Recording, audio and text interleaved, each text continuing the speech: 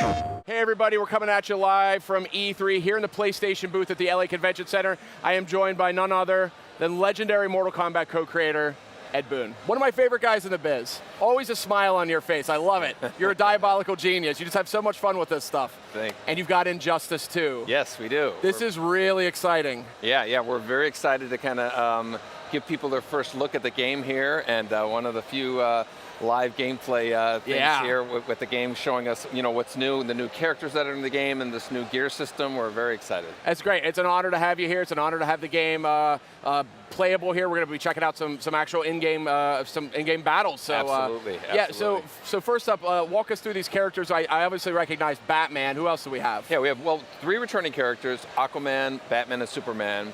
And 2 or 3 characters new to the Injustice universe: Atrocitus, who's like a Red Lantern, Gorilla Grodd, one of Flash's villains, and Supergirl. Who is very much in the forefront of things lately. Yeah, so, she is. Yeah. So we have that and three environments and a good demonstration of our gear system. So it's a lot of cool new stuff to show you. Awesome. And I'm sure we'll be seeing this. Man, Atrocitus looks really cool. I'm sure we're going to be seeing this, but essentially, as I understand it, when you win a match, you essentially get like kind of a loot drop. Is that kind of how that works? Yeah, exactly.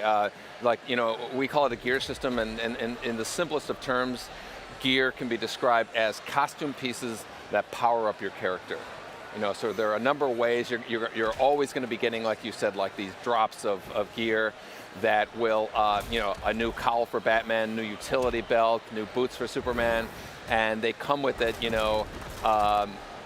power-ups for your characters, so you can do a little bit more damage on the environments, or your attack damage is a little bit more, or your defensive blocking damage is a little more, and tons of variables, and you're constantly getting them. You're constantly deciding which ones you want to use based on the kind of Batman that you want to craft. And so effectively it's you're making your Batman, I'm making my Batman.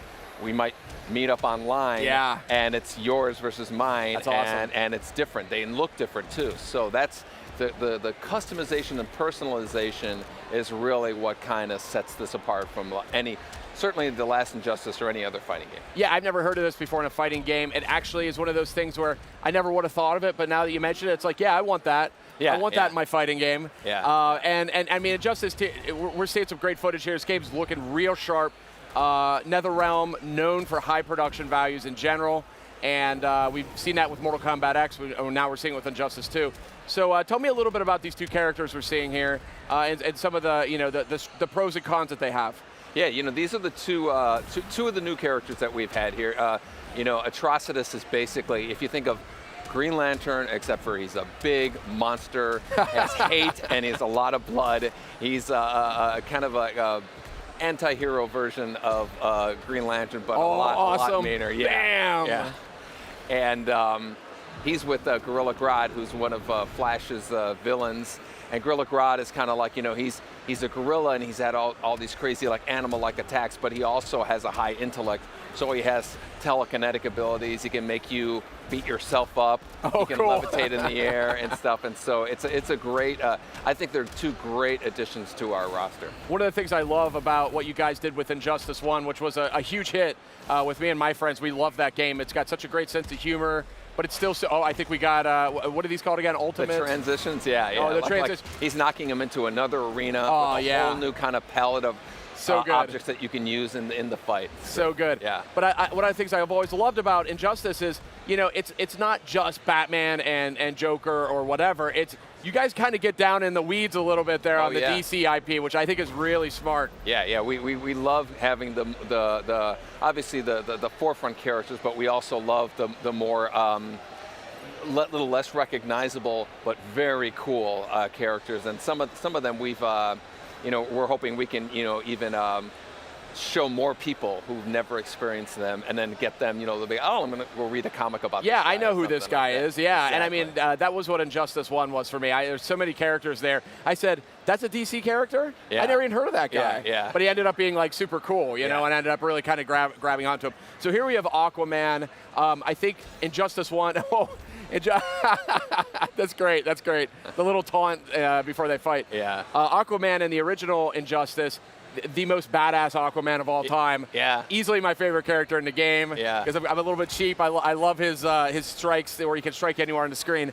Yeah. But and now we have Supergirl. So tell me a little bit about how Aquaman has kind of made the jump here to Injustice 2. Yeah. What we can expect out of Supergirl. Yeah, you know, one of our goals was we wanted to make the most badass Aquaman that's ever existed. Yeah. And you know, his big super with the shark that comes Oh, out it's and so grabs good. the other guy. So good. And I think we actually topped it with this version of Aquaman. And Supergirl is, you know, actually we always want to have, you know, girl power in our games. Of course. And Supergirl, you know, with her TV show and everything like that. So we really wanted to kind of give her her due representation in the game. But Aquaman Super with this kind of prehistoric shark is even cooler than the last one. You know, so some people who've seen that footage. Oh, so it's like a megalodon or something? Oh, it's kind of like a part shark, part, you know, dinosaur. Yeah, that's the best kind of shark. Anytime you have a shark that's part dinosaur, oh! Yeah, that's the Trench Queen. It's all part of Aquaman's lore. Oh, this is so cool. Yeah. Awesome. Yeah, maybe we'll see the Aquaman super move. I hope so. Get him in here. That'd be So it looks like we're fighting in Atlantis here? Yes. Atlantis is one of the 3 arenas that we brought. Atlantis, Metropolis, and Gotham City are the 3 that we brought here. Here's that. Here we go. Let's see it. With Aquaman.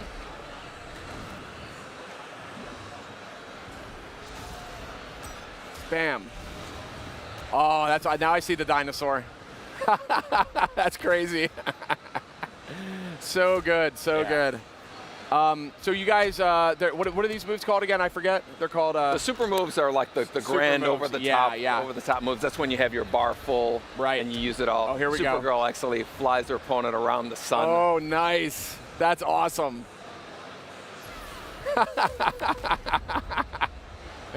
I could watch it all day. That's great. Yeah. And you guys must have, when you were making Injustice 2, you must have thought about, hey, do we do a fatality type of system? And I think it's interesting that you kind of took this route instead, because they're a lot of fun to pull off. Yeah, you know, there's a lot of stuff that just, we're the studio that makes Mortal Kombat. Right. And so, you know, there are things that we really didn't want to feel confined to, you know, the block button, fatalities, and all that. And, you know, this is a T-rated game. So we don't want to do all the crazy stuff. That's for Mortal Kombat. Yeah, exactly. You know, we're a little bit more, like it's a little simpler. It's back to block. It's not holding the block button. So we really want this game to be its own kind of entity with its own rules and its own kind of feature set. Mm-hmm. And with the sequel, you know, we were kind of like, okay, of course we're going to bring back the favorite characters. Of course we're going to expand the roster, but we wanted to do something that was unexpected. That's kind of the whole gear system that comes into play. Which is, I mean, I think is going to work out real nicely. It's a great way to keep people playing. And, you know, I still love these little character selection, taunt, little trading blows thing. That's great. You know, and I've been a big fan of your games for a long time. I mean, I loved Mortal Kombat vs. DC. You know, I love Mortal Kombat, the reboot, Mortal Kombat X, Injustice.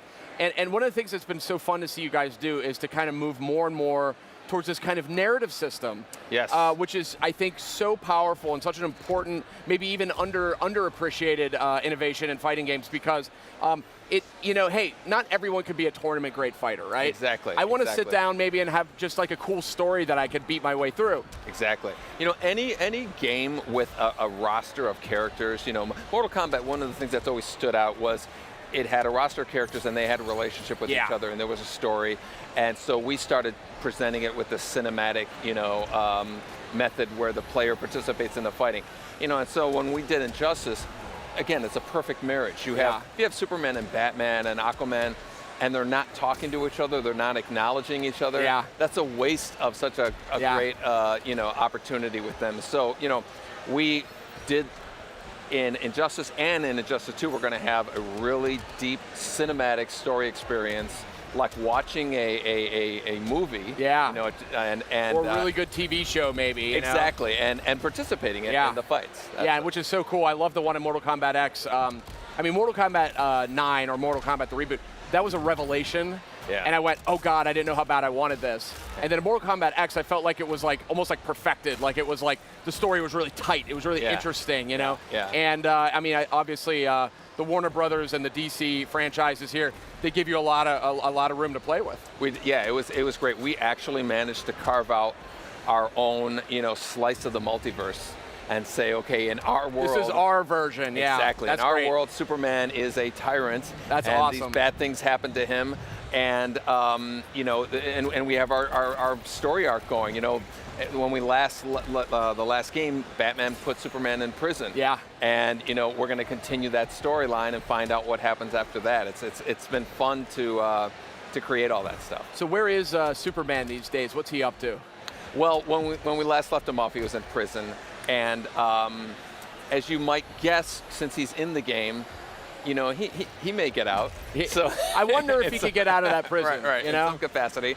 But yeah, that's part of, I guess, what we're going to be revealing in the next few months is like the details of the story and how cool that's going to be mixed in. That's awesome, and I'm kind of transfixed here watching Batman do his thing with Supergirl here. Now Batman, obviously, one of the most iconic of all superheroes, and one of my favorite characters, frankly, in the last game. Oh, I like the shadowing effect that's on the wall there. That's really cool. Yeah, the lighting's really dramatic in this arena. And I mean, that's one of the nice things here too. When you made Injustice, one of the best looking games on last gen. Absolutely, you guys must have squeezed every pixel out of PS3. Yeah. And so now you guys are on a whole new hardware baseline. You guys can really turn on the graphics. Exactly. Yeah. We've this is a new graphics engine for us, and we have a lot of nuances and details that we weren't able to do before, and our facial animations, much more detail.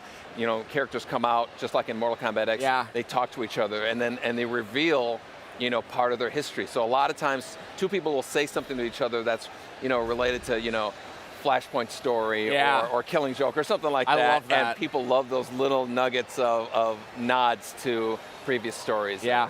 Yeah. Now, one of the things that's so great about Mortal Kombat, and then especially Mortal Kombat X, you guys have been so good about supporting these games post-launch with really cool characters. So just kind of want to pick your brain. Do you think a similar strategy is going to apply to Injustice too? Absolutely. And actually, it's been a progression. If you look back to Mortal Kombat 2011, we had 4 DLC characters that we released.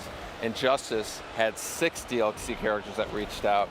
Mortal Kombat X had 8 characters, so you can see where we're going as far as our, we really want the games to be supported not only with DLC characters, but with, in tournaments and prize pools and all that stuff like that. So that's been a great part of making it too. It's super important, and Ed, you guys, once again, you're doing fine work here as always, so really glad to have you by. PlayStation LiveCast here as we're sitting down seeing all the best and brightest at E3, Injustice 2 clearly among that group, so thanks again for coming by. It wouldn't be an E3 for our company without coming to visit you guys. I appreciate that, and I'm going to be talking more soon with you, I think. PlayStation